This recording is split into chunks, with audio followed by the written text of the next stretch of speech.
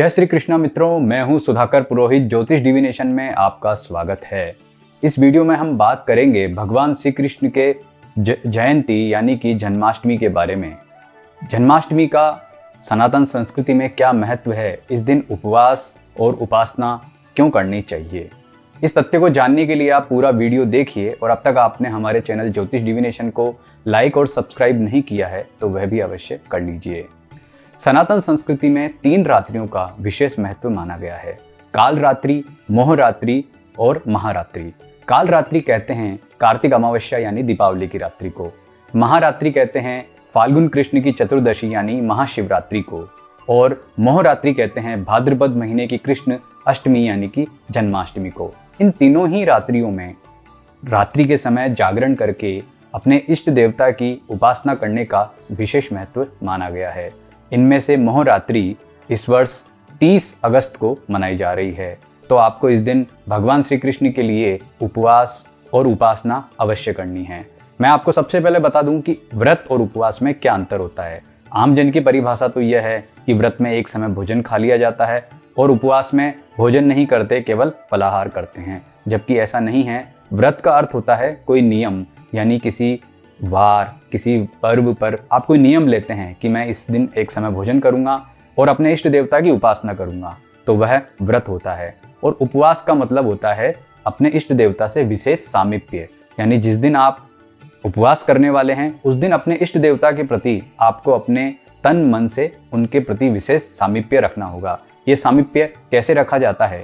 जैसे भगवान श्री कृष्ण की जन्माष्टमी के दिन आप जब प्रातःकाल सुबह उठते हैं तो अपना स्नान करने के पश्चात में आप सबसे पहले जाइए और हाथ में जल लेकर के संकल्प कीजिए कि आज मैं भगवान श्री कृष्ण जन्माष्टमी के उत्सव पर उनके उपवास का संकल्प लेता हूँ।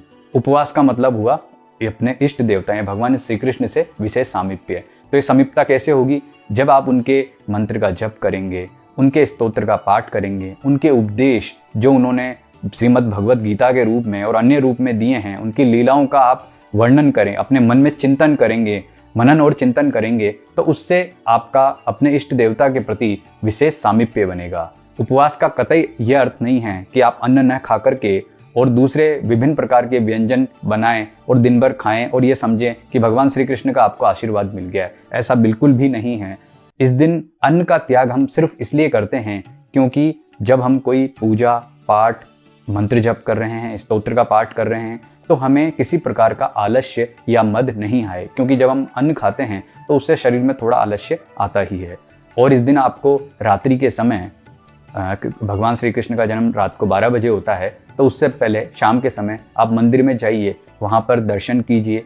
आजकल पहले से मतलब प्राचीन काल से ही आज विभिन्न मंदिरों में भगवान श्री कृष्ण की लीलाओं का मंचन किया जाता है, उनकी लीलाएं विभिन्न प्रकार से दिखाई जाती है, तो उसका आप दर्शन कीजिए और उनका आशीर्वाद लीजिए। उसके बाद में जब रात्रि के समय भगवान श्री कृष्ण का जन्म होता है, तो या तो आप मंदिर में जाकर के ये दर्शन कर रहे हैं तो ठीक है। अगर आप मंदिर नहीं जा सकते हैं तो ऐसी स्थिति में अपने घर में लड्डू गोपाल जी का जो विग्रह है उसे आप रात्रि में जब 12 बजे भगवान श्री कृष्ण का जन्म होता है उस दौरान पंचामृत से लड्डू गोपाल जी को स्नान करवाइए। और स्नान के पश्चात में जो षोडश उपचार होते हैं, रोली मोली चावल फल मिष्टान, उनके द्वारा उनका पूजन अर्चन कीजिए। और पुनः जो सुबह आपने मंत्र जप किए हैं, आपने स्तोत्र का पाठ किया है, पुनः आप उन्हें दोहराइए। यानी कि जन्म के बाद भी आपको भगवान श्री कृष्ण के मंत्र का जप करना है, स्तोत्र का पाठ करना है, उनकी आरती करनी है और जो भी पूजन उपासना आप करते हैं यह करनी है। इस तरह से